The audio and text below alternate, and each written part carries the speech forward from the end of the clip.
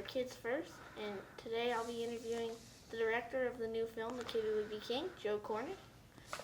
Thank you for letting me interview you today. Thanks for coming, man. I'm honored to be interviewed by you. What made you want to make The Kid Who Would Be King and adapt King Arthur for the modern age? Well, how old are you, Benjamin? 13. Okay, so I was your age, maybe a year younger when I thought of this movie. And are you a big movie fan? Yeah. So I was a big movie fan too, and when I was your age, I used to invent movies, make them up and do fake posters and try and write the stories and stuff. And this was an idea I had when I was your age. So in between that time and now, I've done all sorts of different jobs and been to school and film school and made TV and radio, and finally, after a million years, I got to make the movie that I thought of when I was your age. So it's like a wish fulfillment for me to make the movie. And I guess I saw a movie about King Arthur when I was young called Excalibur, directed by a British director called John Boorman. I also saw a movie called E.T., the Extraterrestrial. And in my brain, I kind of combined the two, like what would it be like if a kid like Elliot in E.T. found the sword and the stone? And then I thought, well, wouldn't it be cool to take the Arthurian legend and put it in the modern world and find out what being a king meant to a kid, what going on a quest meant to a kid, what being chivalric meant to a modern kid? And that was kind of the motor that drove the project.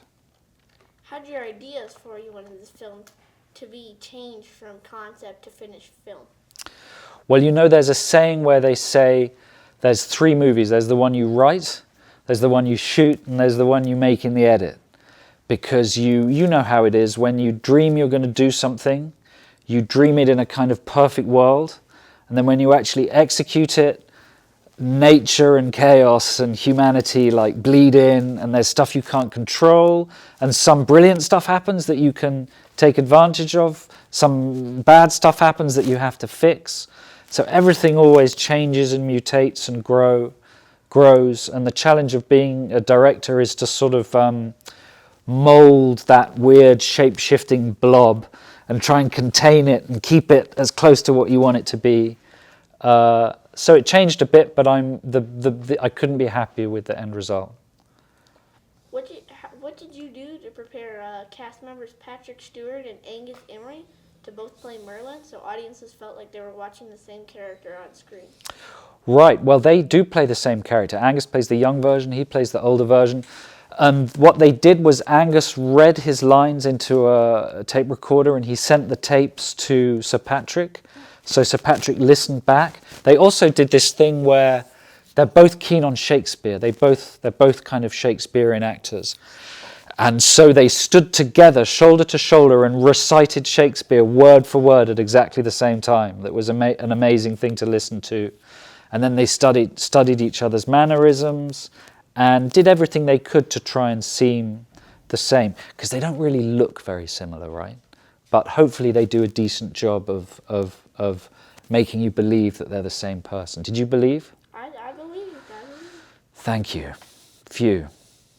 You've done sci-fi with Attack the Block and now fantasy with The Kid Who Would Be King. What other genres would you like to explore on the big screen in the future? I have an idea for a fun horror movie that I want to do. You know, fun horror, not like nasty, horrible horror, but good times horror. Is there such a thing as fun horror? There is. Yeah, There's good. Like, and I don't know. I'd like to do anything. What's important for me is that it's a story I really care about. I want to make movies from my heart, not from my wallet. Well, thank you for interviewing.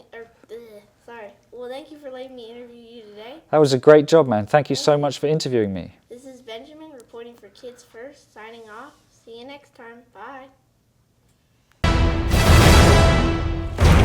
Mum, don't freak out, okay? Lady of the Lake, please return Excalibur.